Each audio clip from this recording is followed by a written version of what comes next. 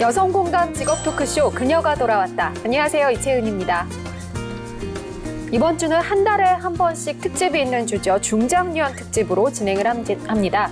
중장년 추천 직업을 하나 선정해서 월화수 3일 동안 이야기 나눠보겠습니다. 함께 하실 분들 소개해드릴게요. 직업 전문가 조재한 박사님 나오셨습니다. 안녕하세요. 예, 안녕하세요. 직업 전문가 조재한입니다. 인생에 있어서 쉼표를 잠시 찍고 계신 중장년 여성분이 계시다면 저희 그녀가 돌아왔다와 함께 힘차게 마침표를 찍을 준비하시고 출발해 보도록 하겠습니다. 네, 빅데이터 마케팅 전문가 오기자 교수님 함께합니다. 안녕하세요. 네, 안녕하세요. 안녕하세요. 네, 중장년의 취업 창업 스트레스를 시원하게 날려버릴 수 있는 일자리 창출 마스터키 빅데이터 키워드로 오늘도 함께하겠습니다. 네, 사회부의 장성민 기자님 함께합니다. 안녕하세요. 안녕하세요. 네, 반갑습니다. 장성민 기자입니다. 직장을 구하는 것도 중요하지만 직장 생활을 어떻게 하는지도 참 중요할 것 같습니다. 오늘 직장 생활에 관한 이야기 나눠볼 텐데요. 다양한 정보 준비했습니다. 네. 자, 만병의 근원이라고 하면 역시 스트레스죠. 육체적인 피로만큼이나 정신적인 스트레스를 잘 풀어야 몸도 건강해지고 또 일의 능률도 올라갈 텐데요. 스트레스를 해소하기 위해서 요즘 상담 굉장히 많이 받잖아요. 예. 오늘 잠시 상담과 스트레스에 관련된 이야기 나눠보겠습니다. 요즘 나한테 가장 많은 스트레스를 주는 것 무지 많이 있겠지만 그중에 베스트 3 한번 꼽아볼까요? 박사님 어떠세요? 저는 진짜 솔직히 말씀드리면 베스트 3까지 가지를 못할 것 같아요. 왜요? 저는 그냥 지금 없어요? 최근에 가장 큰 스트레스라고 한다면 그냥 약간 개인적인 빡빡한 스케줄에 의해서 저 생활을 좀 하지 못한다라는 거.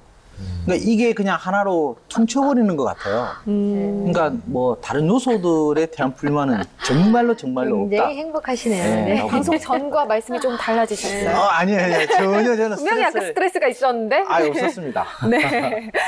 교수님 어떠세요? 저는 이제 이번에 새로운 프로젝트 하는데 이제 여러 사람이 같이 하다 보니까 계속 조정하고 협의하고 이런 것들이 연속적으로 일어나다 보니까 그게 이제 서로의 약간 실리도 개입되고 여러 가지 부분들이 또 있고 하다 보니까 쉽지 않습니다. 그래서 그런 스트레스도 좀 있고요. 또 이제 사무실 관련돼서 이제 만기가 다 돼가지고 빼야 되는군요. 이전을 해야 되는 그런 부분들도 좀 있고, 그다음에 이제 사람들 관계에 있어서의 어떤 이렇게 신뢰에 대한 부분에 대해서 좀 여러 가지 각도로 좀 생각해보는 관계성에 대한 부분들도 좀 요즘에 많이 다가서는 시기인 것 같습니다. 네. 그래서 여러 가지 스트레스는 있지만 그 안에서 이제 더 큰 목적이 있기 때문에 그 목적 때문에 많이 이제 중화시키면서 지금 가고 있는 상황입니다. 네, 장 기자님은요? 어떠세요? 저는 이제 가장 스트레스 많이 받는 게 이제 직장 내 스트레스가 제일 큰 것 같아요. 이제 그쵸. 업무. 그렇죠. 딱 보니까 그렇죠. 무조건 네. 1순위가 회사지 않습니까? 그쵸, 조 박사님은 가정의 스트레스가 좀 그게- 많고. 조 박사님 김치볶음밥에 대한 스트레스가 좀 많으실 것 같은데. 일단 뭐 직장 내에서 업무 성과라든가 아니면 뭐 직장 관계에 있는 사람들과의 스트레스 뭐 이런 부분이 제일 큰 스트레스 요인인 것 같아요. 사실. 네. 네, 어쩔 많이 수 없이. 힘드신 것 같아요. 아니. 굉장히 행복한 직장 생활을 하고 있음에도 불구하고 굳이 예. 꼽자면 네, 그쵸. 이렇다. 굳이 꼽자면 1순위는 예. 직장. 그렇죠. 네, 행복하지만. 조 박사님은 네. 진짜 행복한 가정생활을 하고 있는데 굳이 꼽자면 네. 김치볶음밥. 서로 지금 굳이 뽑고 있는 거잖아요. 그렇죠. 굳이 스트레스 받지 않는데. 네, 네, 네, 먹고 있는 채연 씨는 거죠. 뭐 어떤 스트레스가 좀 있어요? 네, 뭐 저는 직업적인 것 때문에 평생 따라다니겠지만 구설수라고 네. 할까요? 네. 너무 잘 돼서 그런 거 아니에요? 네. 그게 근데 그렇게 뭐 네. 아주 심각한 정도는 아니고 약간 그냥 웃어 넘길 수 있는 그럴 수 있지. 이 정도의 스트레스랑 저도 마찬가지로 이제 이전을 해야 돼서 부동산을 다녀야 하는 스트레스? 부동산 네. 같이 다니면 되겠네요. 우리 근데 스트레스 약간 그거 좀 해소하게. 재미는 있더라고요. 이렇게 보러 다니는 게. 제가 이렇게 스트레스를 강하게 받는 편은 아니에요. 좀 그때그때 저는 맞아요. 푸는 편이어서 저도 사실 뭐 베스트 3로 하기는 어려운데 네. 오히려 직장 생활을 지금 안 하니까 스트레스를 확실히 덜 받는 것 같긴 해요. 직장 생활 할 때는 극심한 스트레스 때문에 뭐 위경련으로 맨날 실려가고 이랬었거든요. 근데 그게 없어서 아무래도 이제 좀 덜한 거 아닌가 싶은데 여전히 직장 생활하고 계시는 장 기자님을 존경하고요. 정한 직장 생활 하잖아요. 그렇죠. 그렇네요. 네. 근데 이제 뭐 스트레스를 푸는 방법, 저 같은 경우는 정말 잠을 잘 자서 스트레스도 자는 걸로 좀 많이 풀어요. 아니면 예전에는 그런 걸 잘 못했는데 요즘에는 좀 약간 징징대는 것처럼 보일지라도 주변 사람들한테 얘기를 좀 하거든요. 이러이러한 스트레스가 있고 이런 게 힘든데 어떻게 할까요? 하면 털어놓는 것만으로도 맞아요. 굉장히 그럼요. 많이 풀리더라고요. 그렇죠. 저는 이제 선배들하고 좀 많이 이렇게 같은 일 하는 선배들하고 얘기를 하면서 상담도 하고 조언도 얻고 이런 편인데 네. 고민 있을 때 누구랑 상담하세요? 항상 3명이 텀이 이렇게 돌아가요. 음. 15년 되신 분이 있어요. 저 옛날부터 봐왔던 그분은 이제 제 일을 잘 몰라요. 그래서 오히려 얘기를 했을 때 객관적으로 좀 얘기해 줄 수 있는 분이 좀 있고, 또 하나는 굉장히 논리적인 객관적인 친구가 하나 있어요. 그래서 그 친구한테 얘기하면 명쾌하게 그냥 심플하게 해결이 네. 되는 부분이 있고, 또 하나는 저랑 진짜 친구 마음을 좀 털어놓은 친구한테는 사실 문제 해결 개념보다 지금 이제 채연 씨 말한 것처럼 이야기하면서 그 친구가 네. 워낙 잘 들어줘요. 제가 얘기하는 거를. 그래서 그 자체로 이제 좀 스트레스나 문제가 됐을 때 그런 거를 좀 얘기하면서 좀 중화시켜서 네. 조금 긍정적으로 많이 이제 마음을 가져가는 것 같아요. 네. 장 기자님 스트레스 많겠어요. 놀라셨어요? 네. 직장인 스트레스 어디서 푸세요? 많은데요. 저는 와이프랑 제일 많이 푸는 어. 것 같아요. 이제 와이프한테 상담할 때도 제일 많고 아무래도, 집에서 네. 그리고 사실은 제일 가까운 사람이고 저를 제일 잘 알고 제일 이해해줄 수 있고 또 와이프가 뭐 필요할 때는 객관적으로 좀 잘 조리 있게 얘기도 해주고 맞아. 또 이제 답이 없을 때는 그냥 들어주는 게 또 답일 때도 맞아요. 있잖아요. 네. 맞아. 그런 부분에 있어서 잘 상담을 해주는 편이어서 웬만하면 와이프한테 얘기하고 다른 사람들한테 잘 얘기는 안 하는 편이에요. 저는 힘든 거 티를 좀 잘 안 내려고 하는 성격이어서 그런지 아, 그렇군요. 와이프한테만 늘 방송에서만 내서 큰일 났네요. 그러게요. 공개적으로. 네. 조 박사님도 상담을 받으세요? 저는 상담 받는다. 한 번도 그러게. 그런 적 없었어요?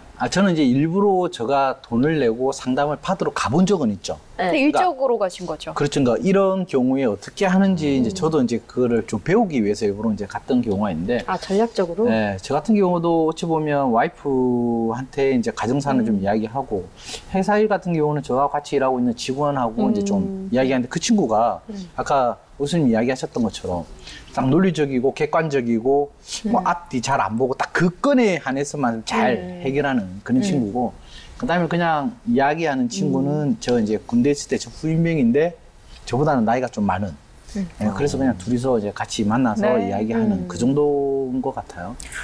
저는 정식으로 뭐 제가 비용을 지불한 건 아닌데 네. 이제 인터뷰를 오랫동안 같이 그 프로그램을 했던 분이 이제 그런 심리 상담을 하시는 분이에요. 근데 한번 제가 조금 힘든 일이 있어서 그냥 뭐 이렇게 대화를 하다가 그런 말씀 하시더라고요. 채은 씨는 자기 얘기인데도 남의 얘기처럼 한다. 이런 얘기를 하면서 그때 좀 저는 많은 걸 느꼈거든요. 그래서 그동안 이렇게 조금 오히려 더 쉽게 풀릴 수 있는 일이 안 풀릴 수도 있었겠다. 그래서 네. 그분이 처방을 내려주신 게 오감 노트 같은 거를 한번 예. 써봐라. 나의 감정을 솔직하게. 나중에 욕이 가득히 써있더라고요.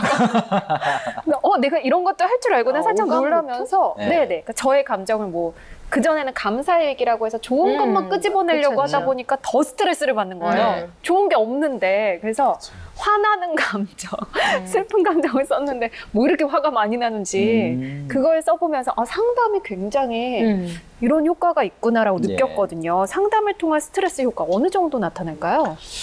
일단 효과라고 한다면 이제 측정하기가 좀 쉽지는 않은 부분인데, 아까 말했던 오감 노트라든지 이런 부분들은 초기에 이제 많이 사용하는 방법인데, 제가 이제 모 대학병원에서 이제 신경정신과에서 인턴을 할 때 있었던 일이에요. 옆에 이제 상담사분하고 하는데, 그분이 한 50대 되시는데 나중에 나올 때 막 소리를 지르고 병원에서 난리가 났었어요. 내가 지금 3번째 왔는데 당신은 왜 나한테 한마디도 안 하고 있냐는 거죠. 그래 돈이 아깝다라는 거예요. 그 네. 돈 내놔라고 다시. 그러면서 그 상담사분이 딱 했던 말이 지금 기억이 납니다. 제가 3번 동안 하면서 한마디도 안 했지만 50평생 이렇게 누가 당신 이야기를 들어준 적이 있었느냐. 그래서 결국은 그 얘기는 뭐냐면, 그렇게 이야기한 것만으로도 솔직히 이런 상담이라든지 이야기를 털어놓은 것만 해도 그 효과는 엄청나다. 그래서 아까 채은 씨나 다 이야기한 것처럼 네. 털어놓는 게 어찌 보면 상담, 서로상 이제 이야기담, 얼굴 보면서 이야기할 수 있는 그것만으로도 가장 큰 효과가 나오지 않을까 봅니다. 네. 스스로 답을 찾아가는 과정인 것 같아요. 왜냐하면 그 말을 함으로 인해서 자기도 자꾸 정리가 돼요. 정리가 되고 또 자기 문제를 사실은 자기 주관하에 이제 아무래도 얘기를 하잖아요. 근데 그게 아니라 좀 객관적으로 볼 수 있는 하나의 좀 계기가 되는 것 같아요. 그런 부분도 좀 있고, 그 다음에 우리가 답답증이라 하잖아요. 화병. 예. 이런 것들을 좀 컨트롤할 수 있는 계기가 좀 되는 것 같아요. 이 상담을 통해서. 그래서 이것만 좀 컨트롤이 돼주면 자기 문제를 객관화시켜서 보고, 그 다음에 그 스트레스가 어느 정도는 해소가 되고, 그거로 인해서 자기의 답을 좀 찾아가면서 객관적으로 또 평가를 받을 수 있는 계기도 되기 때문에 그런 부분에서 그 엄청난 좀 효과가 있다라고 저는 봅니다. 예. 네네. 네, 저도 조 박사님 말씀처럼 효과를 측정하기는 좀 어려울 수 있으나 한 3가지 정도의 측면의 효과가 좀 있지 않을까. 첫 번째는 문제가 뭔지 좀 인식할 수 있는. 네. 두 번째는 그 문제를 어떻게 풀어나갈지 방법을 좀 찾는. 그리고 세 번째는 이제 진행했을 때 그 방법에 대해서 어떻게 좀 평가하고 잘 진행이 됐고 이런 부분에 있어서 자기가 좀 알 수 있는 그런 3가지 좀 효과가 있지 않을까 싶어요. 네. 사실 여자들이 남자에 비해서 스트레스가 더 적다고 하죠. 수명도 더 길고 그 이유가 첫 번째로 여자들은 잘 울고 두 번째가 수다를 많이 떨기 때문이라는 그런 기사를 본 적이 있어요. 그만큼 누군가에게 털어놓고 상담을 받는다는 거 굉장히 중요한 부분인데 외국 영화나 요즘은 뭐 한국 드라마도 보면은요 이런 상담받는 장면 굉장히 많이 나와요. 네. 근데 사실 아직까지 상담을 받아보라 이러면은 왠지 좀 꺼리게 되고 숨기게 되고 이런 경우 많거든요. 네. 이렇게 정신과 상담 어떻게 보면 우리가 감기 걸려서 그냥 내과나 뭐 이비인후과, 가정의학과 가는 거나 비슷한 부분일 텐데 왜 이렇게 꺼리는 걸까요? 어찌 보면 낙인 효과의 측면이 좀 굉장히 큰 부분 중에 하나입니다. 실제로 보게 되면 손가락질이라든지 남의 시선. 그러니까 아까 말씀 감기라든지 이거는 누구나 다 앓고 있는 병이기 때문에 이런 부분에 대해서는 치료가 가능하지만 실질적으로 이제 이런 정신질환이라든지 이런 상담 이런 부분들을 정신적으로 우리가 이제 접근을 하다 보니까 저 사람 약간 뭔가 문제가 있을 것이야 라는 이제 낙인 효과가 있고요. 네. 해외 같은 경우는 실제로 이 상담이라는 게 이제 부의 상징이요 또 상징으로서도 많이 활용이 되는데 어찌 보면 해외 같은 경우는 개인의 이제 이런 삶 이제 이 부분들을 좀 중시 여기는 반면에 우리나라 같은 경우는 남의 시선, 타인의 체면, 위선, 위세 이런 부분들이 오히려 더 큰 부분을 차지하기 때문에 내보다는 남의 시선이 더 이제 중요한 부분이다 보니까 이런 상담들을 좀 꺼려하고 괜히 갔을 때 내 자신이 좀 잘못된 거 아닐까라는 두려움 이런 부분들이 좀 많이 나타나는 것 같아요. 네. 프라이버시가 노출됨으로 인해서 자기한테 그 올 수 있는 데미지 뭐 이런 부분들을 좀 많이 저희 의식을 하는 것 같고요. 또 하나는 문제가 확대될 수 있다라는 좀 여지가 생각이 되는 거죠. 나 혼자 고민할 때는 나만 아는 건데 그러니까 누군가 대기함으로써 그게 뭔가 확대될 수 있는 여지가 있다라는 부분도 있고 또 하나는 또 내가 보이고 싶지 않은 또 나의 모습이 또 드러날 수밖에 없잖아요. 그런 고민이나 이런 것들을 하면서 그래서 그런 부분 때문에 사실 쉽게 얘기는 잘 안 나오게 되는 것 같아요. 그래서 친한 사람을 찾고 또 이 사람만큼 내가 신뢰할 수 있는 사람한테 자꾸 얘기를 하게 되는 거지 그렇지 않으면 이제 오히려 더 마이너스 되는 여지가 있고 오히려 또 스트레스 아까 말한 것처럼 구설수 불필요한 구설수에 또 오를 수 있는 여지도 있기 때문에 오히려 더 부정적인 영향을 줘서 그런 것 같아요. 네. 말씀하신 것처럼 이게 낙인 찍힌다, 뭐 어떤 이력이 남는다 그런 부분을 제일 꺼려하는 것 같아요. 특히나 이제 정신과 상담을 받았다라는 어떤 그런 이 낙인 이런 것들에 대해서 굉장히 부담감을 갖고 있기 때문에 그런 부분을 좀 꺼려해서 그런 상담을 받으려고 하는 사람들이 좀 없지 않나 싶은데 제가 이제 굉장히 인상 깊게 봤던 책이 이제 미국의 한 정신과 의사가 쓴 책인데 그걸 읽으면서 저는 굉장히 큰 도움을 받았고 또 한편으로는 아 이런 상담을 주기적으로 받으면 되게 좋겠다는 생각을 했거든요. 그만큼 네. 이제 그냥 말씀하신 것처럼 감기나 뭐 다른 병원 가는 것처럼 쉽게 이렇게 상담 받을 수 있는데 네. 그런 거에 대한 인식 좀 개선이 돼야 되지 않을까 싶습니다. 네. 그래서 요즘은 기업에서도요, 직원들 복지의 일환으로 상담을 하는 곳들이 많이 생겼다고 해요. 근데 상담의 분야가 굉장히 다양하잖아요. 네. 어떤 것들이 있을까요? 뭐 굉장히 많아요. 제일 많고 하지만 이제 저 같은 경우는 한 3가지 정도 말씀드리면 저는 첫 번째가 이제 제가 직업 분야에 있다 보니 요즘 최근에 이제 자기 직업 브랜드를 만들기 위해서 오는 이제 직업 네. 상담이죠. 그러니까 이제 이 회사에 다니고 싶지 않고 평생 내가 업으로 하고 싶은 것을 찾고 싶다라는 측면에서 오는 이제 직업 상담도 많고요. 두 번째, 어찌 보면 이제 재무 재테크 상담. 이쪽도 굉장히 많죠. 근데 대부분의 사람들이 이 재테크 상담을 한번 받아보면 좋은데 안 받는 이유가 내가 돈이 없기 때문에 어차피 받아봤자 아무 효용이 없다라고 생각하시는데 있는 상태를 좀 더 개선할 수 있게끔 하기 위해서는 재무 재테크 좋고요. 그 다음에 어찌 보면 취업 상담도 많고 연애 상담도 그렇죠. 있지만 그 중에서도 이제 보험 상담이 어찌 보면 지금 제일 많이 하고 있는 부분이지 않을까. 왜냐하면 실손 자동차, 그 다음에 자기에 관련된 이제 연금 이런 부분들이 이제 앞으로 가기 때문에 생활 안정 측면에서 갖출 수 있는 상담 분야다라고 볼 수 있을 것 같아요. 네. 또 어떤 게 있을까요? 카페에 가서 자기의 고민을 다 얘기하는 것이죠. 왜냐면 오. 그 일단 제3자이잖아요. 왜냐면 전문가를 찾아가면 왠지 이제 부담스러운 부분들이 있으니까 그거를 이제 자기 속을 다 털어놓는다는 의미에서 이제 카페에 가시면 이제 보시면 타로를 보는 사람도 있고 네. 별자리를 보는 사람도 있고 생년을 보는 사람도 있잖아요. 이렇게 가보시면 거기서 뭐를 하냐면 연애 상담부터 가정 상담, 그다음 자녀 상담, 진로 상담, 뭐 취업 이런 다양한 상담들이 이루어졌어요. 그래서 꼭 이게 상담이라는 분야가 꼭 내가 자격증을 취득해서 하는 개념도 있지만 어떤 기존의 사람들의 어떤 빅데이터의 개념이죠. 그런 것들도 하나에 그런 것들을 또 메인으로 해서 오히려 가서 얘기하고 들어주고 해서 또 그런 것이 하나의 또 힐링이 돼서 치유가 되는 개념으로 또 끌고 가는 경우도 많고요. 그래서 꼭 상담이라는 게 아까처럼 그런 부분만이 아니라 또 이런 곳에서도 이루어진다는 것도 좀 특색이라고 볼 수 있겠죠. 네.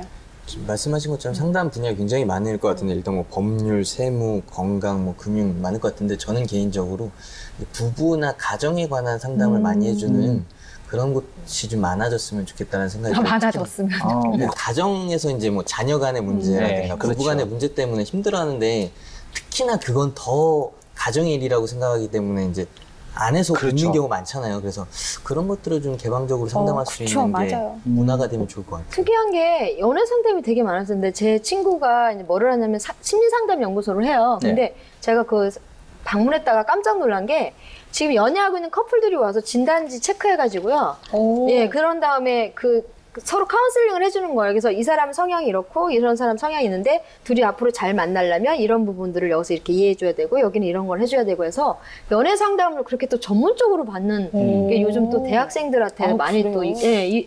또 상담료 내고 그거를 하더라고요. 그래서 우리 때는 생각지도 못했던 연애 상담을 그냥 옆 사람, 친한 사람한테 털어놓고 자문을 구했는데 요즘에는 그 심리 상담도 그렇죠. 찾아가지고 전문적으로 네. 그것도 이제 문제가 있어서가 아니라 문제를 방지하기 위해서 한다라는 거. 괜찮네요, 예. 그것도. 그게 네, 좀 네. 달라진 모습 중에 또 하나인 것 같아요. 네. 네. 근데 두 분은 상담을 굉장히 많이 하시잖아요. 네. 혹시 좀 황당했던 사례 뭐 이런 거 있을까요? 진짜 좀 황당했던, 정말 정신적으로 잠깐 황당했던 사례인데, 제가 한 9년 정도 된 것 같아요. 한 10년 된 것 같은데, 아까 얘기했죠. 모 병원에서 이제 인턴하고 있을 때, 어떤 중학생 3학년 정도 된 애가 어머니 손을 잡고 어머니 관계를 좀 개선시켜 달라고 왔어요. 중학생. 네, 중학생이 어머니랑 계속 싸우니까 여학생인데, 그래서 이거를 하다 보니까 문제는 이제 뭐 MMPI라든지 이제 BGT라든지 HTP 여러 가지 이제 검사, 풀배터리 검사를 하는 도중에 하나가 이제 발견이 된 거예요. 제가 보니까 조현병이 그 학생이 딱 나왔다는 거예요. 학생한테서. 네. 학생이 엄마의 관계를 해달라고 왔는데 본인 스스로 이제 그게 조현병 이제 초기 증세가 나왔던 거예요. 그래서 이제 그 같은 경우 이제 심리 치료하고 이제 가족 상담, 그다음에 이제 부부들 불러서 부부 상담 이러한 이제 치료를 통해서 이제 한 2년 전에 한번 저한테 또 연락이 왔었어요. 그래서 이제 뭐 서울에 있는 대학교를 졸업하고 지금 이제 S전제에 들어갔다고 이렇게 이제 전화 왔는데 그때 정말 황당했어요. 왜냐면 엄마랑 왔기 때문에 엄마를 이제 주점으로 봤는데 문제는 아이한테 애한테 있었던 증세가 그래도 거군요. 빨리 나와서 그러네요. 이 정말 좀 황당했던 네. 이 사례가 나왔던 것 같은 건 정말 좀 잘 된 사례라고 봐야 되겠죠. 네. 저는 이제 그 다양한 매체에 노출되는 경우가 좀 있다 보니까 신문 기사를 보고 저를 찾아온 거예요. 네. 찾아와서 이런저런 고민 상담, 일에 대한 고민, 비전, 뭐 이런 마케팅 이런 거를 이제 브랜드 뭐 이런 것들 다 상담을 해갖고 제가 한 3시간 넘게 로드맵을 딱 그려가면서 이렇게 상담을 다 해줬어요. 그리고 나서 이제 저녁 때가 된 거예요. 근데 그냥 가라고를 못하겠고 본인이 저녁을 사겠다 하길래 제가 또 약간 대가성으로 받는 것 같아서 아니다. 온 손님이니까 제가 대접을 하겠다고 저녁까지 해가지고 딱 갔어요. 근데 그때 이후로 전화가 한 번도 없는 거예요. 전화가. 그래서 제가 그런 부분들을 이제 몇 번 경험을 하면서 어떤 생각했냐면, 저 상담하러 오는 사람들이 되게 많아요. 근데 잘 안 돼서 오는 경우가 많잖아요. 마케팅 할 때는. 그래서 그다음부터는 제가 그런 경험을 몇 번 하고 나니까 시간, 돈, 마음이 다 뺏기는 거예요. 너무 많이. 그래서 그 다음부터는 이제 상담 시간을 정해놓습니다, 제가. 그래야죠. 네, 1시간이면 1시간 딱 정해서 그때 딱 하고 그다음에 더 이제 연장할 여지가 있다라고 보면 조금 더 이제 내용을 봐가지고 연장을 하고 그렇지 않으면 그냥 1시간 선 안에서 하는 부분으로 이제 정리를 했었는데 좀 그런 부분들도 많고요. 그다음에 여기저기 다 돌아다니는 분이 있어요. 같은 건 가지고. 그래서 이제 마케팅의 요즘에 흐름이 어떻고 내용이 어떻고 이런 것들을 또 수집을 해가지고 나중에는 분이. 자기가 하는 그렇게 하는 사람들도 있고요. 되게 많아요. 근데 본인이 이제 클라이언트 한 것처럼 하고 또 와서 하는 경우도 있고 그런 경우 는 상당히 좀 황당하죠. 그래서 진짜 필요한 사람이 또 오히려 기회를 놓치게 되는 맞아요. 경우도 생기죠, 사실은. 그렇죠. 저는 사실 직장 생활이라는 걸 거의 안 해보고 딱 일도 이것밖에 안 해봤는데 저한테 와서 그렇게 진로 상담을 해요. 아우, 제가 그럼요. 저쪽으로 보내세요. 아니 저는 모르잖아요. 진로가 뭔지도 모르고 직장 생활이 뭔지도 모르는데 그렇게 와서 상담을 해서 제가 그래서 공부를 해가지고 그냥 자격증을 땄어요. 잘했어요. 하도 해달라고 그러니까 그래서 이제는 발전적인데요, 되게. 네 그래서 아. 어떻게 보면 그 사람들 덕분에 저의 그치. 진로를 찾게 됐는데 네 요즘은 또 그렇게 또 인생 상담을 하는데 제가 그거는 정말 도와줄 수가 없어요. 인생 자격증 빨리 따십시오. 그 있나요? 네, 빨리 나이가 좀 들고. 그 나이가 들어야 되는 거잖아요. 그럼요. 그거는 천천히. 좀 거부하겠습니다. 네, 잠시 상담과 스트레스 관련된 이야기 나눠봤습니다. 자, 본격적으로 오늘의 이야기 시작해 보겠습니다. 여성 공감 직업 토크쇼 그녀가 돌아왔다 시작합니다. 매월 마지막 주 그녀가 돌아왔다에서 선보이는 중장년 특집. 9월의 중장년 특집에서는 중장년 추천 직업으로 산업 카운슬러를 선정했습니다. 산업 카운슬러는 스트레스를 많이 받고 있는 직장인들의 다양한 정신적 문제를 상담을 통해서 도와주는 직업인데요. 많은 임상 경험이 필요하기 때문에 상담 관련 업무를 했었던 여성에게 유리한 직업입니다. 현대 사회에서는 몸의 건강뿐만 아니라 마음의 건강도 중요한데요. 때문에 많은 기업들이 직원 복지의 하나로 산업 카운슬러를 배치하고 있습니다. 산업 카운슬러 자격증 정보부터 취업 관련 정보와 직업 현장의 생생한 이야기까지. 중장년 특집 산업 카운슬러 직업 정보. 이번 주 그녀가 돌아왔다에서 알려드립니다.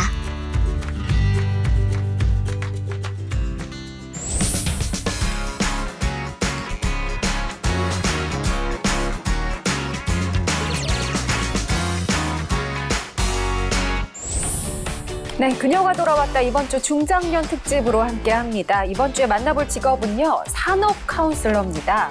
월요일은 빅데이터로 알아보는 키워드 분석, 화요일은 자격증 정보와 취업 전략, 수요일은 현역으로 활동 중인 여성 직업인을 만나 직업 현장의 생생한 이야기 나눠보겠습니다. 자, 빅데이터 키워드 분석 전에요, 직업과 관련된 이야기 해보겠습니다. 산업 카운슬러 좀 낯선데요. 어떤 네. 직업인가요? 일단 산업과 카운슬러를 이제 합치는 이런 직업으로 좀 봐야 될 것 같고요. 일단 정의를 한번 내리게 되면 이제 산업 카운슬러는 이제 기업의 작업 환경에 따른 근로자의 정신적 문제를 파악하고 근로자가 정신 건강을 위해 전문적인 도움을 받을 수 있도록 상담을 제공하는 분야고요. 정도가 심한 부적응자는 정신과 의사나 임상 심리 상담사에게 연결까지 도와주는 직업이다라고 명시되어져 있습니다. 장 기자님, 예. 이게 관련된 뉴스가 좀 나와 있는지 궁금한데요. 예, 관련된 뉴스가 그렇게 오래되지는 않았고요. 제가 지금 조사를 해봤는데 2006년도 과거 뉴스 중에 하나를 좀 골라봤습니다. 노령화 시대에 산업 카운슬러가 이제 포함한 상담사 직업을 가진 직군이 평생 직업으로 각광을 받고 있다라는 어떤 이 전망되는 기사였고요. 최근에는 인공지능 시대를 맞아서 사회적 책임이나 철학적 기준, 윤리적 판단, 사업 간 윤리적 충돌 시에 합리적 대안을 제시할 수 있는 산업 카운슬러의 역할이 중요시 될 것으로 전망된다라는 기사가 나온 바가 있는데 뭐 관련 뉴스가 그렇게 많은 편은 아니었습니다. 그러면 사회적인 시선은 어떤 편인가요? 예, 아까 채은 씨가 얘기해 주셨던 것처럼 아직은 좀 생소한 부분이 좀 많은 것 같고요. 그나마 좀 아는 분들이 바라보는 시선은 조금 권위 있는 직업 또는 이제 아무래도 고학력 의 어떤 카운슬러 직업이다 보니까 조금 이렇게 동경의 대상, 네. 멋있는 직업 이렇게 바라보는 경우가 많이 있는 것 같습니다. 네. 해외에도 이런 직업이 있나요? 일단은 제가 이제 미국하고 일본 사례를 한 두 나라만 간단하게 좀 소개를 해드리도록 하겠습니다. 일단 산업 카운슬의 근원지는 이제 미국이 대표적이다라고 네. 봐야 될 것 같고요. 1900년대에 이제 산업의 이제 공업화가 이제 시작이 되면서 젊은 층의 이제 청년들이 산업의 공업화에 많이 뛰어들었죠. 그러다 보니까 우리나라도 뭐 마찬가지지만 시골에 있는 사람들이 도시로 모이다 보니 일단 우죽촌으로 이제 일을 하다 보니까 자기 특성과 흥미에는 전혀 안 맞는 거죠. 그러다 보니까 결국은 이러한 이제 자기의 고민이라든지 방황된 생활을 다시 하게 되고 그러다 보니까 이제 파슨슨이나 그 다음에 손다이크, 뭐 비어즈 이런 분들이 둥근 못은 둥근 구멍에 박아야 된다.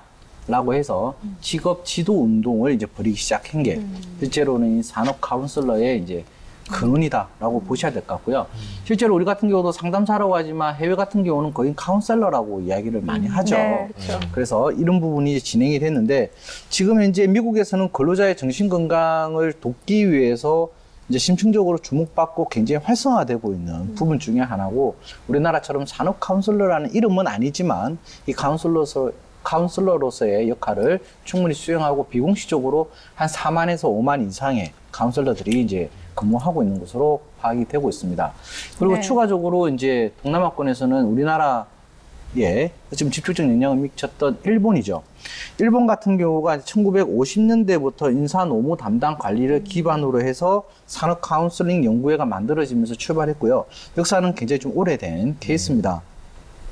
그리고 실제로 이 일본 같은 경우는 이 산업 카운슬러 자격을 가진 사람이 한 10,000명 이상이 되는 부분이고요. 매년 전국 한 32개소 이러한 한 3,000여 명들이 이제 카운슬러들이 활동을 하고 있고 어찌 보면 우리나라보다 좀 전통적인 이러한 카운슬러 뭐 역할이다, 직업군이다라고 보시면 될 것 같습니다. 교수님, 산업 카운슬러도 퍼스널 브랜드 강화가 필요한가요? 굉장히 중요하죠. 왜냐하면 개인의 역량과 경험이나 노하우가 이제 성과에도 많이 그 영향을 주고, 그 다음에 어떤 만족도 이런 부분에도 굉장히 영향을 주기 때문에 그렇고요. 그 다음에 이제 이 분야는 사실은 그런 경험과 노하우가 좀 쌓여지고 이제 사례들이 많아지면 사실은 이제 개인 퍼스널 브랜드가 인지도가 어느 정도 높아지면 사실 창업하기에 가장 좋은 전문 분야라고 좀 볼 수가 있습니다. 네. 그래서 굉장히 그 퍼스널 브랜드가 중요한 부분입니다. 그것이 또 이제 내담자한테는 어떤 신뢰를 줄 수 있는 어떤 척도가 되기 때문에 굉장히 관리에 필요한 부분이라고 볼 수가 있습니다. 장 기자님, 초기 네. 수입은 어느 정도로 나타났나요? 이 카운슬러, 그러니까 상담사도 영역이 굉장히 많잖아요. 그 중에서도 어느 정도 경력이 쌓인 다음에 진출할 수 있는 이 상담사 분야가 산업 카운슬러라고 해요. 그래서 한 최소 5년 이상의 경력을 갖추고 학위 또한 마찬가지로 뭐 석사 이상 굉장히 학위가 높기 때문에 학력이 높기 때문에 그런 분들을 기준으로 했을 때 초봉이 한 4천만 원 정도 전후로 형성이 돼 있어서 급여 부분에 있어서는 굉장히 높은 편이다라고 볼 수 있을 것 같습니다. 예. 네, 산업 카운슬러 직업에 대해서 잠시 이야기 나눠봤고요. 빅데이터 키워드 분석을 통해서 더 자세한 이야기 함께 나눠보겠습니다.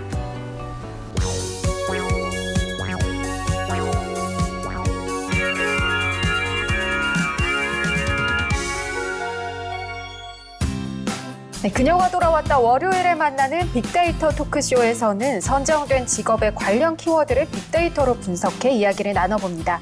자, 산업 카운슬러 이야기 나누고 있습니다. 첫 번째 키워드 어떤 건가요? 네, 첫 번째는 바로 도움받다입니다. 산업 네. 카운슬러 키워드를 전체 테마로 분석했을 때 2위가 도움받다로 언급이 됐습니다. 어떻게 볼 수 있을까요? 자, 우리가 이제 직장인들이 산업 카운슬러를 찾아갈 때는 사실 어떤 문제점이 있기 때문에 찾아가는 거잖아요. 그래서 보면은 그것이 이제 뭐 개인적인 일에 대한 업무에 대한 문제일 수도 있고 아니면 상사나 직장 내 동료들 간의 관계일 수도 있고 아니면 또 가정사의 문제일 수도 있고 다양한 문제들이 있는데 이러한 문제들은 이제 어떻게 하면 좀 좋을까 해결을 할 때 그런 때 이제 산업 카운슬러를 찾아가게 됩니다. 그래서 어떻게 보면 이 도움받다라는 키워드는 산업 카운슬러의 어떤 필요성을 담고 있는 키워드라고 좀 볼 수가 있겠습니다. 네. 그런데 사실 뭐 직장 내 문제는요, 직장 동료랑 얘기를 할 수도 네. 있고, 뭐 상사나 선배랑 이야기를 할 수도 있고, 가족하고 상담을 할 수도 있는데, 왜 산업 카운슬러에게 도움을 받는 걸까요? 일단 그 내용을 좀 같이 보게 되면, 일단 뭐 직장인들이라고 한다면 아침에 한 6시에 눈을 떠서 준비해서 한 7시 넘어서 이제 9시까지 출근하잖아요. 그리고 퇴근 6시에 하고 집에 가더라도 평균적으로 12시간에서 13시간을 이 회사에서 보내는 경우가 허다합니다. 그렇죠. 네. 어찌 보면 가정이 있다라고 하지만 가정에서 보내는 거 자는 시간 빼고 나면 거의 직장이 훨씬 더 많죠.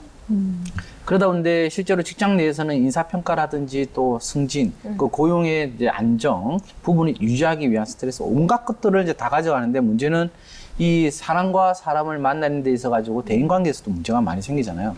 그러니까 결국은 이러한 부분들이 개인적으로 자기가 시간을 내서 상담을 받는 게 아니라 지금은 이제 기업 내에서도 이제 산업 고충이라든지 이런 부분들을 하기 위해서 근로자 지원 프로그램, 뭐 EAP라든지 이런 정부에서 제공해주는 프로그램들이 많다 보니까 네. 가까운 곳에서 있는 상담을 이제 받을 수 있게끔 하고 문제는 뭐 극단적으로 내가 그만둘까요? 이런 개념으로 상담을 받는 게 아니잖아요. 그리고 그 산업 카운슬러의 핵심 중에 또 하나가 뭐냐면 어찌 보면 그 분야에 종사해보지 못했던 상담사라면 또 그 상황을 이해를 못하게 돼요. 네. 근데 그런 부분들을 잘 알고 있기 때문에 오히려 그분들하고 이야기를 해서 좀 다양한 방법으로 좀 풀어낼 수 있기 때문에 어찌 보면 자주 찾아가게 되고 그 효과를 볼 수 있다라고 봐야 되겠죠. 네.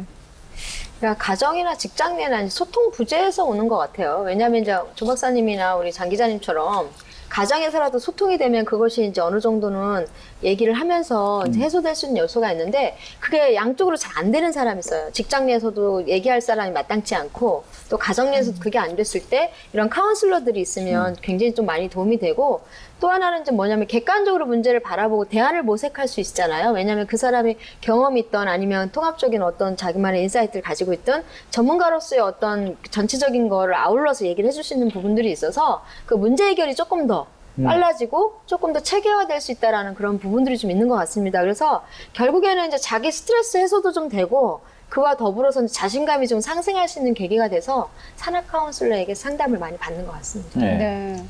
저는 제가 기자 생활 한 1년 차 좀 넘었을 때 이제 사건 사고 담당 기자일 때 제 위에 있는 사수가 정말 개인적으로 너무 많이 괴롭힌다는 생각이 들어서 아, 개인적으로? 네. 네. 그러니까 이 업무의 영역을 벗어났다라는 생각이 들어서 제가 전화로 야 이렇게 한 다음에 욕을 하기 시작했어요. 욕을 하면서 뭐 너 뭐 만나자 밖에서 뭐 좀 별 얘기 다 했겠죠. 저도 이제 감정이 격해졌으니까. 한잔하고? 아니지. 아니요. 맨정신에 맨정신에. 했어요. 네, 맨정신 했는데 그때 진짜 후회스러웠어요. 다음날 갔더니 저는 정말 아무것도 할 수가 없더라고요. 페널티는 다 먹고 정말 욕도 다 먹고 회사에서 얼굴을 들고 다닐 수 없을 정도로 이제 네. 힘든 경험을 했는데 만약에 그때 제가 저희 회사에 산업 카운슬러가 있었으면 제가 좀 현명하게 해결을 했을 텐데 네. 이게 그때 그 일을 제가 버리고 나서 저도 이제 걱정이 되니까 친구 뭐 엄청 상담을 많이 했죠. 이제 어떻게 해야 되냐, 내가 이렇게 다 이렇게 소문내고 했다. 다니셨구나 또. 네, 어떻게 해야 되냐. 답답하니까. 네, 친구들한테 이제 네. 내가 욕을 했다, 상사한테. 아무 소용이 없더라고요. 그래서, 그때 만약에 카운슬러가 있었으면 제가 좀 현명하게 대처했을 수도 있었을 텐데. 네. 그래서 참 필요한 것 같습니다. 정말. 그래서 직장 내에서 고민을 얘기했는데 그게 다음날 다 알고 있는 경우도 있어요. 예, 아, 얘기를, 그러니까. 고민을 얘기했는데 그 상사까지도 알고 있는 경우가 있어요. 그리고 옆에 와서 많이 힘들었지. 그래서 나를 그렇죠. 챙겨준다는 부르잖아요. 명분하에, 예, 네. 명분하에 그랬어, 이러면서. 고민이 많은 것 같아서 내가 부장님한테 얘기했다 이렇게 돼버리면 이제 난감해지는 거죠. 저도 정말 장 기자님처럼 이런 분들을 간절히 원했던 적이 있거든요. 특히 뭐 다른 직장도 그렇지만 방송사, 뭐 언론사 이런 데는 위계 질서 엄청나죠, 때문에 진짜. 정말 가끔은 나보다 어린 게 약간 선배라는 이유로 이럴 때도 아우, 있고 또 나이 들어간다 이제. 거기다가 직급 때문에 이제 좀 그쵸. 부당한 대우를 받는데 말을 못할 때 이럴 때 정말 뭐 이렇게 하루에도 사실 직장인들은 수천 번씩 사직서를 가슴에 담아두고 살면서 그런 생각도 하잖아요. 내가 그만둘 때 정말 그동안 쌓아뒀던 거 다 쏟아붓고 가겠다. 근데 그러지 못하잖아요. 그렇죠. 정말 이런 산업 카운슬러 필요하다는 생각 저도 많이 했는데 이거를요 이렇게 문제를 해결하지 않아서 큰 문제가 된 경우도 있다고요? 네, 맞습니다. 그 조금은 극단적인 사례로도 볼 수가 있을 네. 것 같은데요. 일본에서 있었던 사건입니다. 일본의 한 노인 요양시설에서 일하는 간호조무사가 동료들 음료수에 수면제를 몰래 탔던 사건이거든요. 네네. 그러니까 왜 탔냐고 하니까 퇴근길에 운전하다 교통사고를 유발하기 위해서 수면제를 탔다고 해요. 네. 그래서 이제 실제로 지난 5월에 녹차를 마신 뒤에 퇴근하던 직원이 교통사고가 나서 크게 다친 경험이 있고 또 지난 2월에는 몸이 안 좋다고 호소한 뒤 귀가하던 직원이 실제로 교통사고 때문에 사망한 경우가 있어서 일본 경찰이 당시에 어떤 피해자를 살인 미수 혐의로 체포하는 경우가 있었습니다. 마찬가지로 직장 내의 어떤 갈등 때문에 일어났던 사건이고요. 우리나라에서도 지난 6월에 서울에서 예전의 직장 상사를 흉기로 찔러서 숨지게 한 사건이 있었는데 이제 피해자는 당시 경찰 조사에서 근무하는 동안에 폭언과 욕설을 동반한 부당한 대우 때문에 내가 이런 범행을 저질렀다라고 진술을 한 것으로 알려졌습니다. 이제 근로자들의 스트레스에 따른 자살 통계도 있어서 제가 좀 준비를 했거든요. 이 보건복지부에서 2017년 자살 예방백서를 보면 2015년에 자살자가 전체 사망자 원인 중에 5위를 차지했다고요. 사망한 사람 중에 자살자가 5위인데 이 자살자 가운데 취업자와 비취업자로 구분을 좀 했습니다. 이 비율을 좀 보면 취업자가 57.6%, 비취업자가 57.6%, 취업자가 42.4%로 나타났거든요. 근데 이제 좀 더 올라가서 2011년 통계를 보면 비취업자의 비율이 61%로 더 많았어요. 그러니까 이 취업자의 어떤 자살률이 점점 더 높아지고 있다라는 부분을 저희가 좀 눈여겨봐야 될 것 같습니다.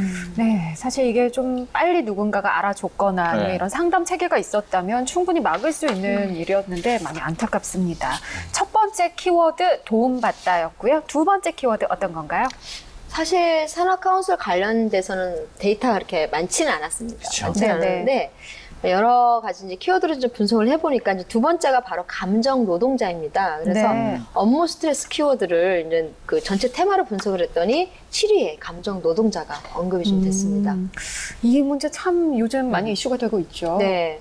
보통 이제 감정 노동자들은 이제 손님을 대하는 서비스 업종에서 많이 이루어지는 경우가 상당히 많은데 직장 내에서 상당히 많죠. 그래서 자신의 감정을 좀 억누르고 그거에 대해서 통제하는 걸 일상적으로 해야 되는 보통 서비스 업종에서 많이 이게 일어나는데 사실 뭐 업무적으로 당연히 감정을 다 표현을 하면 그건 이제 문제가 될 수밖에 없죠. 회사를 대표하는 입장에서는. 그렇지만 이제 그런 공적인 개념에서가 아니라 어떤 사적인 개념에서 고객에 의해서 이제 부당한 처벌을 받는 경우가 있죠. 욕설이라든가 아니면 폭언이라고 하죠. 그렇죠. 그다음에 그런 거와 더불어서 또 폭력적인 부분이 좀 나오는 경우도 상당히 많고 또 인격 모독이라는 말도 많이 나오고 요즘에 또 워낙 많이 화두가 되고 있는 성희롱 관련된 발언이나 행동 이런 것들도 상당히 문제가 많이 되고 있는데 내가 그 일을 한다라는 명분 하에 그걸 참아야만 되고 견뎌야만 하는 그런 스트레스들이 상당히 많거든요. 그래서 이런 부분 중에서 그 감정 노동이 많이 언급이 됐고요. 사실 요즘에 막 대기업 준재벌 해가지고 사례들 많이 나왔었잖아요. 그런 경험을 참고해보면 아실 것 같아요. 그래서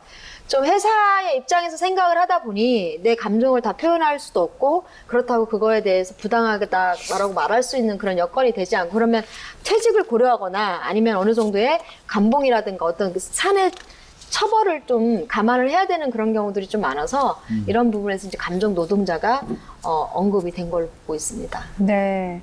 대표적인 감정 노동자 어떤 직종들이 있을까요? 아무래도 서비스 업종이 가장 많은데 그렇죠. 요즘에 이제 보면 배달 서비스 전문으로 하는 부분들. 근데 사실 옛날보다는 되게 많이 좋아졌어요. 옛날 많이 좋았는데 가장 이제 잘 안 바뀌는 것 중에 하나는 약간 이제 남자 배달이냐 여자 배달이냐 좀 다르긴 한데 반말. 예, 그다음 명령 뭐 이런 것들 그런 것들 좀 많고요. 특히 이제 그 전화 안내원들 있잖아요. 전화 안내원들 실제로 그거 나오는 거 보니까 아 정말 술 마시고 상습적으로 전화하는 사람들도 있고 성희롱을 그냥 너무 자연스럽게 하시는 분들도 있고 그다음에 말도 안 되는 욕설만 하고 끊는 분들도 상당히 많더라고요. 우리 다산 콜센터 있잖아요. 엄청나게 그런 전화들이 좀 많더라고요. 그래서 그런 부분들이 좀 많이 감정 노동 쪽으로 많이 언급이 되는 것 같아요. 네. 예, 저도 감정 노동자에 대한 통계를 좀 취재를 해보다 보니까 굉장히 많구나. 남의 이야기 아니라 정말 내 옆 사람의 이야기일 수 있구나라는 생각이 든 게 국내 감정 노동자 규모가 노동계에서 추산을 했습니다. 전체 임금 노동자의 31%에서 41% 정도니까 많게는 10명에서 4명이 이제 감정 노동자라고 볼 수 있는데 그만큼 어떤 관련 어떤 대책이 많이 좀 보완이 돼야 될 것 같습니다. 일단 뭐 아까 여러분들 말씀을 해주셨지만 콜센터가 제일 좀 심각했던 부분이고요. 뭐 추가적으로 보게 되면 또 대표 감정 노동자 중에 또 스튜디오스. 그렇죠. 그러니까 이 같은 경우가 뭐냐면 내가 비싼 항공료를 냈으니 난 그만큼 대우를 받아야 된다. 그러니까 옛날부터 우리가 내려왔던 손님은 왕이다. 그러니까 돈 낸 사람이 왕이다라는 부분이 어찌 보면 핵심인 것 같고요. 말 그대로 이 사람들은 목표가 직무 구분이라든지 이런 것들이 명확하게 나눠져 있음에도 불구하고 결국은 개인과 개인에서의 갑질. 네. 우리가 뭐 대기업이나 정부나 다른 데서 뭐 갑질하지 마라라고 항상 우리가 이야기하지만 본인 스스로도 또 다른 상대방한테 또 갑질을 하고 있는 이런 경우가 있지 않냐라는 네. 부분이기 때문에 이런 부분들은 이제 항상 조심하고 역지사지로 좀 생각해보는 시간을 네. 가졌으면 좋겠습니다. 얼마 전에 기사를 보니까요. 간호사들의 감정노동에 대한 이야기가 많이 나오더라고요. 예. 간호사를 전문 의료인으로 생각하지 않고 나를 좀 보조해주는 사람, 나한테 서비스를 해주는 사람이라고 생각을 하다 보니까 무리한 요구를 하는 경우도 있고 간호사들 입장에서는 또 아파서 오는 환자들이다 그렇죠. 보니까 어쩔 수 없이 또 웃으면서 대해줘야 하는 부분이 있고 이런 이야기들이 나오던데 아까 조 박사님 말씀처럼 돈을 냈으니까 당연히 받아야 한다. 이런 생각은 버려야 될 것 그럼요. 같습니다. 자, 이 상담 업무라는 게요, 참 어렵습니다. 누군가의 네. 불만이나 아니면 안 좋은 부분을 해결해 줘야 되다 보니까 정말 뭐 쉽지 않은 부분인데요. 특히 아까 오 교수님 말씀하셨던 콜센터, 고객 상담 그렇죠. 업무를 하는 그런 상담원들의 경우는 정말 상처받는 일이 한두 가지가 아니라고 해요. 그런데 이를 해결하는 사례가 있다고요? 예, 제가 이 자료를 준비하면서 굉장히 코끝이 찡해서 눈물이 오, 날 네네. 뻔했어요. 굉장히 그 정도로. 네, 감동적인 사례였습니다. 감정이입이 된 거 아니에요? 예. 최근 한 기업에서 이 상담원들이 자신의 실제 부모님이나 남편, 아, 네네. 자녀 등이 직접 녹음한 음성 통화 연결음을 이제 실시를 한 거예요. 네네. 그래서 이제 업무를 진행을 했는데 상담원들의 가족 통화 연결음은 각양각색이었습니다. 네. 착하고 성실한 우리 딸이 상담해 드릴 예정입니다 라고 하던가, 아니면 사랑하는 우리 아내가 상담을 해드릴 예정입니다 라고 하던가, 아니면 제가 세상에서 가장 좋아하는 우리 엄마가 상담해 드릴게요 라는 어떤 통화 연결음을 넣은 거거든요. 네. 가족의 목소리를 연결음으로 삽입한 다음 폭언과 욕설은 줄고 먼저 관심을 보이고 수고한다는 말을 건네는 네. 고객이 굉장히 늘었다고 합니다. 예를 들면 수고하신다라든지 제가 딸 같은 사람한테 이런 얘기를 해서 죄송합니다라든지 굉장히 이제 멘트들이 굉장히 이제 좀 많이 밝아졌죠. 네. 이 변화도 굉장히 컸습니다. 가족 통화 연결음 적용 후에 5일간 설문조사를 해봤더니요. 이 회사 상담원들의 스트레스가 무려 54.2% 감소한 것으로 조사가 됐고요. 고객의 친절한 한마디는 8.3% 증가했고 존중받는 느낌과 고객의 친절에 대한 기대감은 각각 25% 네. 이상 증가를 했다라는 조사 결과입니다. 저도 그 영상을 봤는데 네. 정말 감동적이고 찡하더라고요. 네. 근데 감정 노동자 보호법 이야기도 있죠? 예, 정부가 콜센터 상담원 등 감정 노동자들이 업무 중에 받는 정신적 상처를 예방하고 치료하기 위한 대책을 올해 안에 내놓기로 했습니다. 네네. 세부적인 내용들을 좀 살펴보면요. 정부는 감정 노동을 산재에 취약한 업종으로 지정을 하고 이들 근로자들을 보호하기 위해 나섰습니다. 우선 고객 응대 근로자가 감정 노동에 따른 건강 장애에서 보호받을 수 있도록 연내 관련 법안을 만들 계획이고요. 좀 구체적인 내용들을 좀 살펴보면 스트레스에 따른 근로자의 건강 장애 예방 조치를 의무적으로 이행하고 장애 발생 시에 업무를 일시 중단하고 피해자 치료와 상담 지원 등을 해주는 어떤 그런 부분들이 핵심 내용이거든요. 그래서 네. 앞으로의 어떤 기대가 좀 큰 편입니다. 예. 네. 자, 두 번째 키워드 감정 노동자였습니다. 세 번째 키워드는 어떤 건가요? 세 번째 키워드는 술 마시다입니다. 술이요? 예. 직장 불만 키워드 전체 테마를 분석했을 때 네. 술 마시다가 7위로 나타났습니다. 재밌는 결과네요. 멋있다. 네. 우리 영화나 뭐 드라마 보면 직장의 배경이 나올 때 늘 술 마시는 장면이 나오잖아요. 그렇죠. 그래서 거기서 보면 이제 뭐 직장 내에서 막 상사를 싸우든 동료하고 싸우든 하면 이제 제3자가 야 술이나 한 잔 먹고 풀어 맞아요, 이러잖아요. 맞아요. 네. 그리고 또 그렇게 해서 풀기도 하고 또 저 그만두겠습니다 하고 다음날 딱 그러면 이제 상사가 야 술 한 잔 먹으러 가자. 딱 그냥 가갖고 달래면서 우리 뭐 앞으로 잘해보자라든가 계속 이제 회의를 하기도 하고 막 이런 장면들이 좀 많이 나오는데 사실 이제 직장에 대한 불만들이 뭐 여러 가지가 있을 수 있죠. 관계에서 오는 불만도 있고 아까처럼 뭐 일을 시키는 방식이라든가 사사건건 트집을 잡는다거나 아니면 그 사람 자체를 그냥 일부러 그냥 미운 거죠. 네. 주는 거 없이 미움. 받는 사람은 또 받는 거 없이 미움을 받는다고 생각하잖아요. 그래서 그런 부분들을 가지고 좀 더 이제 풀어보려고 하는 부분에 있어서 술을 많이 마시게 되는 부분들이 좀 있습니다. 실질적으로 그러니까 술로 풀면 사실 상당히 좋지는 않은데 그래도 술이 또 가장 쉽게 푸는 방법 중에 하나인가라는 생각이 듭니다. 네. 드라마에서는 그렇게 네. 괴롭히던 상사에게 반드시 뭔가 사정이 있었고요. 그렇죠. 굉장히 어쩔 수 없이 내가 너를 위해서 그랬던 게 다 밝혀지면서 그 다음날 서로 이해를 하고 이러지만 실제는 그렇지 않잖아요. 너무 미화가 되어 있어요. 네. 말도 안 되게. 이게 두 가지가 있어요. 당사자와 술을 마시는 거 맞는 네. 경우는 아니지만 그런 경우가 있고 아니면 그냥 그 억울한 마음을 풀기 위해서 뭐 동기나 그쵸. 동료들하고 마시는 네. 거 이렇게 있는데 당사자와 술을 마시면 사실 쉽지는 않지만 어떻게 보세요? 어떻게 보냐보다는 일단 뭐 술 한잔 하는 거에 대해서는 아주 기쁜 일인 것 같고요. 이제 제가 이거를 왜 그러냐면 일단은 그 당사자든 아니든 일단 같이 만난다는 것 자체는 그 억울함이나 아니면 어떤 문제가 되든 서로 이야기를 할 수 있고 그 사람 편이 돼주겠다라는 자체에서 술 한잔 합시다 라고 이야기가 나오는 거지. 야, 그 사람을 꾸지르기 위해서 그렇게 하는 건 아니잖아요. 그런데 일단은 문제는 뭐냐면 그 자리가 꼭 술자리가 초반에 딱 하고 끝나야 되는데 이제 2차, 알코올이 이제 올라가기 시작하면서 서로 해서는 안 되는 그 맞아요, 선들을 맞아요. 넘게 되면서 어찌 보면 그 문제가 더 심각해지고 오히려 같이 마련해줬던 그 사람하고도 이제 또 멀어질 수 있는 이러한 관계들이 형성이 되기 때문에 이 술자리라는 게 참 좋지만 그 선을 지킨다라는 게 또 쉽지가 않다라는 네. 거죠. 사실 이제 술을 마신다는 것 자체는 좋긴 한데 선호가 바뀌면 안 될 것 같아요. 뭐냐면 내가 이 사람을 만나서 해야 될 이야기를 먼저 하고 그 다음에 술을 마셔야지 술을 마시면서 하게 되면 일단 논점이 흐려질 수가 있고요. 이 감정이 오히려 풀러갔는데 오히려 더 높아지게 되는 경우도 있고 방향이 또 다른 데로 가는 경우도 있어요. 네. 그래서 결국에는 오히려 마이너스가 되는 경우도 있거든요. 그래서 항상 먼저 이야기를 해서 그 다음에 잘 풀렸을 때 좋아서 한 잔 마실 수도 있고 잘 안 풀려고 할 때 윤활유 역할로 마실 수도 있고 그런 부분들이 좀 필요하고요. 이런 거 얘기할 때는 사실은 경우에 따라 좀 다르긴 한데 1대1로 마시는 게 좋은 것 같아요. 1대1로. 네. 왜냐하면 이제 같이 마시다 보면 그걸 바라보는 또 관점이 다 달라가지고요. 개입이 돼요. 사람들이 주변에. 그럼 오히려 그것이 문제가 해결되는 게 아니라 서로의 어떤 치부를 드러내는 어떤 계기도 돼가지고 그게 직장 내에서 오히려 안 좋은 소문으로 좀 나갈 수 있는 네네. 여지가 좀 있습니다. 특히 이제 문제가 제대로 안 풀렸을 때. 그래서 되도록이면 1대1 당사자의 좀 원칙을 좀 적용을 해서 1대1로 만나서 얘기를 하시되 식사부터 하시고 술은 반주로 하는 걸로. 그래서 메인이 술이 되면 안 된다는 거. 네. 그렇게 해결을 좀 하면 좋을 것 같습니다. 예, 저는 둘 다 좀 추천하고 싶지 않은 방법인데 일단 당사자하고 마시면 결과가 좋지 않은 경우가 굉장히 많더라고요. 말씀하신 것처럼 이제 우리나라 술 문화가 끝까지 가자 문화인데 네.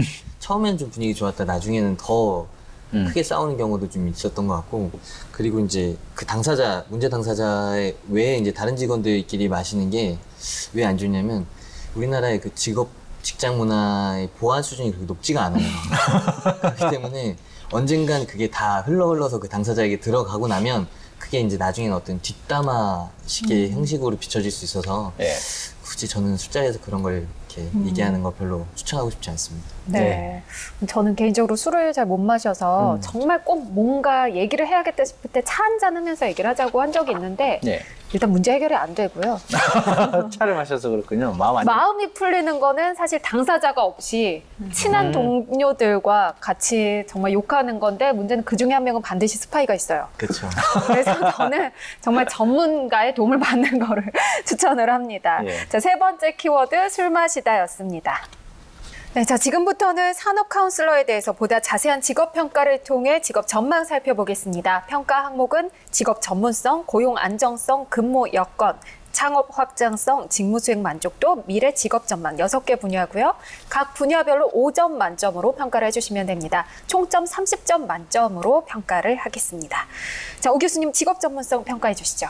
예, 전문 상담 능력과 그 사람의 어떤 경험, 노하우, 비법 이런 것들이 다 이제 함축적으로 전문성하고 같이 결합되는 거기 때문에 그 개인의 역량이 상당히 중요합니다. 그래서 직업 전문적인 부분과 그 사람만의 어떤 삶의 가치관이라는 게 이런 모든 것들이 사실 이제 비전이나 문제 해결까지 같이 가져야 되는 부분이 있어서 직업 전문성 저는 4점으로 드리도록 하겠습니다. 네, 직업 전문성 5점 만점에 4점으로 평가를 하셨습니다. 조 박사님 고용 안정성 평가해 주시죠. 예, 이 산업 구조가 이제 빠르게 변화를 하고 있고 조직 개편 등의 이제 조직의 또 슬림화 등으로 인해 가지고 또 뭐 조직 내의 스트레스, 굉장히 이제 심각하게 되는 부분들도 많습니다. 그래서 산업 카운슬러의 역할은 굉장히 중요해지고 있지만 아직까지 우리나라에서 기업 측면에서 이러한 산업 카운슬러를 고용을 해서 그 관계를 유지시켜주고 하는 부분들에서는 아주 좀 취약하다. 그리고 그렇게 신청할 수 있는 기업들, 이런 부분들이 좀 많이 부족하기 때문에 이 산업 카운슬러의 전문성은 높을 수 있지만 아직까지는 고용에 대한 부분, 프리랜서라든지 계약직의 이 비율이 높기 때문에 저는 전문적으로 평가하기에 고용 안정성은 3점으로 평가하도록 하겠습니다. 네, 고용 안정성 5점 만점에 3점으로 평가를 하셨습니다. 장 기자님, 근무 여건 평가해 주시죠. 예, 근무 여건은 반대로 이제 우리나라에서 산업 카운슬러를 채용하고 있는 부분이 대부분 대기업 혹은 이제 중견기업 이상의 어떤 기업들이 채용을 하고 있다 보니까 근무하는 환경 자체는 굉장히 좋다고 볼 수가 있을 것 같고요. 그리고 이제 어떤 환경뿐만 아니라 노동의 강도나 이런 것들을 전반적으로 고려해봐도 좀 괜찮다라고 볼 수 있을 것 같아서 저는 5점 만점에 근무 여건 같은 경우는 5점으로 평가를 하도록 하겠습니다. 네, 근무 여건은 5점 만점에 5점으로 평가를 하셨습니다. 창업 확장성 어떻게 볼까요? 일단은 자신의 전문성을 갖추고 경험과 노하우를 가지고 있다면 1인 창업이 가능하고요. 연령이 제한이 없다라는 또 장점이 있습니다. 그래서 이런 부분들을 바탕으로 해서 자신의 어떤 연구소라든가 어떤 그 전문 상담소를 좀 창업할 수 있는 여지가 있기 때문에 그러기 위해서는 자신의 또 퍼스널 브랜드의 어떤 가치를 높여주는 부분도 상당히 중요하다고 보고요. 이와 관련해서 5점 만점에 4점 드리도록 하겠습니다. 네, 창업 확장성 5점 만점에 4점으로 평가하셨습니다. 직무 수행 만족도는 어떤가요? 예, 행복한 고민을 상담하러 오는 내담자가 많으면 얼마나 좋겠어요. 그런데 이 산업 카운슬러 같은 역할을 하게 되면 조직 내의 불만, 불평, 이런 스트레스를 다 토로하고 문제거리만 던져주고 하는 경우가 많기 때문에 실제로 그에 대해서 행복하다라기보다는 같이 고민을 감싸고 움직여야 되는 부분들이 많습니다. 하지만 이러한 스트레스가 높음에도 불구하고 임상적인 사례라든지 기업 문화, 여러 가지 경험을 가져갈 수 있고 상담사로서의 그 역할을 잘 했던 사람들이기 때문에 결론적으로 직무 수행 만족도 굉장히 높다라고 판단할 수 있을 것 같습니다. 저는 5점 만점에 4점 드리도록 하겠습니다. 네, 직무 수행 만족도 5점 만점에 4점으로 평가하셨습니다. 미래 직업 전망은 어떤가요? 예, 미래 직업 전망 같은 경우에 어떤 요구나 이제 사회적인 차원에서 요구는 굉장히 높아지고 있는 거는 사실인 것 같아요. 어떤 사업 현장에서의 어떤 스트레스나 직원 내 갈등 이런 것들을 해소하기 위해서 요구는 많이 늘어나고 있는 반면 아직까지 기업들이 이런 것들을 자율적으로 어떤 시행하기보다는 의무적으로 하는 경우가 많아서 아직까지 미래 직업 전망이 그렇게 밝다라고 평가하기엔 좀 이른 감이 좀 있는 것 같아요. 그래서 미래 직업 전망이 밝기는 하나 조금 넘어야 될 어떤 고지가 많다라고 보여져서 저는 5점 만점에 4점으로 평가를 하도록 하겠습니다. 네, 미래 직업 전망 5점 만점에 4점으로 평가하셨습니다. 산업 카운슬러 직업은 오늘 근무 여건에서 5점 만점 높은 평가를 받았고요. 최종 직업 평가 점수는 24점이 나왔습니다. 자, 지금까지 산업 카운슬러 직업에 대해서 다양한 이야기 나눠봤는데요. 마지막으로 어떤 중장년 여성에게 추천하는지 핵심 키워드 한 가지씩 말씀해 주시면 됩니다. 조 박사님부터 키워드 말씀해 주시죠. 예, 저는 격려와 공감이라는 키워드를 넣도록 하겠습니다. 우리가 상담의 가장 기본 원칙 중에 하나가 무조건적인 경청입니다. 그렇다고 우리가 상담을 하다 보면 일반적인 상담, 지시적 상담이라 그러죠. 내가 이렇게 해결했으니까 잘 됐지 않냐 라고 해서 꼭 자기 상담을 잘한 거를 또다시 평가를 받고 싶어하는 상담사들도 많은데 그러한 부분들이 아니고 실제로 이러한 산업 카운슬링은 아까 말했던 불평, 불만, 조직 스트레스를 서로 격려해주고 공감해줄 수 있고 어깨를 한번 다독거려줄 수 있는 이러한 마음의 여유와 그다음에 이걸 풀어낼 수 있는 능력을 갖춘 여성분이라면 굉장히 훌륭하게 잘 수행하리라고 봅니다. 네, 오 교수님 키워드 공개해 주시죠. 키워드 비슷하게 나왔는데 공감과 경청이 잘 되는 여성이라면 자신의 전문 경력도 쌓을 수 있고 차후에 어떤 본인의 브랜드도 가져갈 수 있는 좋은 경험이 될 수 있다고 생각을 합니다. 그래서 결국에는 들어주는 것이 모든 문제 해결의 반이라고 생각을 하기 때문에 그 부분이 베이스가 되어야만 이 산업 카운슬러로서의 어떤 전문성과 비전을 또 함께 가져갈 수 있다고 봅니다. 네, 장 기자님 키워드 말씀해 주시죠. 예, 저의 핵심 키워드는 연관된 이력이라고 좀 하겠습니다. 이 산업 카운슬러 같은 경우에는 굉장히 진주한 비율이 높은 편이거든요. 그러다 보니까 이제 연관된 어떤 이력을 갖고 계신 분이 한 번 더 점프업 할 수 있는 좋은 기회가 될 수 있겠다는 생각이 들어요. 그래서 진입장벽이 높은 만큼 관련 이력이 있으신 분들이 도전하면 좋겠다는 생각이 듭니다. 네. 네, 산업 카운슬러 직업 이런 중장년 여성에게 어울린다. 핵심 키워드 격려와 공감, 공감과 경청, 연관된 이력 말씀해 주셨습니다. 네, 오늘 산업 카운슬러 직업 첫 번째로 알아봤는데요. 조금 생소하기는 하지만 그래도 앞으로 정말 또 필요하고 그리고 발전 가능성이 높은 직업이 아닐까 하는 결과가 나왔습니다. 오늘 함께해 주신 두 분 고맙습니다. 감사합니다. 네, 산업 카운슬러라는 직업은요, 무한 경쟁 시대에 스트레스를 많이 받는 직장인들을 위해 반드시 필요한 직업이 아닐까 싶습니다. 내일은 산업 카운슬러 자격증 정보와 취업 이야기 나눠볼 텐데요. 내일도 저희와 함께 하시면서 직업 정보 많이 얻어가셨으면 좋겠습니다. 저희는 내일 다시 돌아오겠습니다. 고맙습니다.